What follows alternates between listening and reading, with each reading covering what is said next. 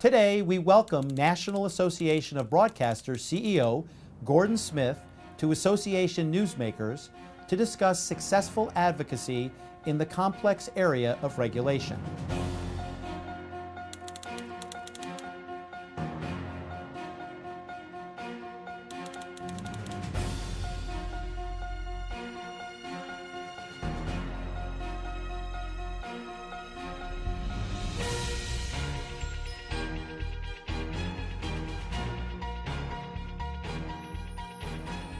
His career spans both business and government, running the large family business, Smith Frozen Foods, and serving as president of the Oregon State Senate before being elected to his 2 terms in the U.S. Senate. Welcome, Gordon, to Association Newsmakers. Thank you, David. Honored to be here. Many associations concentrate advocacy efforts on Capitol Hill, but it's the Federal Communications Commission that regulates TV and radio broadcasters. How does regulatory advocacy impact your public policy agenda? Well, clearly the FCC can hurt us more in 1 week than Congress can in 2 years. It's a majority vote. You got to have 3 votes. It is arguably not a partisan commission, though unfortunately everything in this town is getting more and more partisan. And so if you have an issue that seems to divide on partisan lines, our approach is to try and work on one of the 3 in the majority and say, can you stand apart here? And it's just it's simple arithmetic. You need 5 votes. Yeah. If you can't stop what they're doing, give them a good reason to shape what they're doing in a way that is less harmful, or maybe even if you do that, won't you help us with this? And as you mentioned, the FCC is a quasi-independent, bipartisan commission. How do you approach the commissioners and their staff working towards this consensus, a 3-2 margin, or at least having a majority of folks on your side? Well, you need to remember that this government has 3 parts to it. It has the executive, and obviously the FCC is part of that.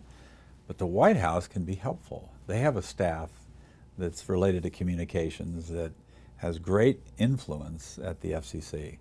If you can get letters from members of Congress to the FCC from both parties, or if you can plant questions in when FCC commissioners are appearing before Congress, it's not hard to do, and it tends to be very impactful. And thirdly, if it comes out just wrong and you think the commission's gone beyond the intent of Congress, which we currently do as it relates to their modeling for the spectrum auction, we take them to court. And so you have those 3, the White House, Capitol Hill, and the federal courts that you bring to bear if for some reason you're not able to stop or shape things harmful to your industry. So you have a number of issues before the FCC. How do you prioritize, the relative importance, knowing that you have really important ones and that you have other ones which are also really important, and kind of deciding what goes first, which do we emphasize? Well, all issues aren't created equal, and some of them affect a few of your members, and some of them really go to the core of your industry's ability to survive. And so part of how you rank them or prioritize them in terms of your resources, whether it's grass tops, grassroots, television, radio ads, pressure from Congress, pressure from the White House, threats of court action, you do that based upon, the feedback from your members. What does it mean to them if the FCC does this? How many does that put out of business? How much of the financial architecture of broadcasting is disrupted to the point where it destroys the principle of localism, which if it did, would get a lot of negative attention from Congress and the White House. For people who are coming up through the ranks in the association world, what advice would you give them about focusing on regulation, kind of the whole regulatory process in their regulatory advocacy endeavors? Well, I think the first thing I would just remind them of is that our highest law is the Constitution. The next highest law are statutes.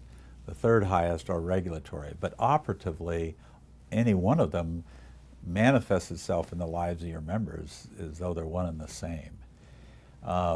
Regulatory rules can be undone by the next administration.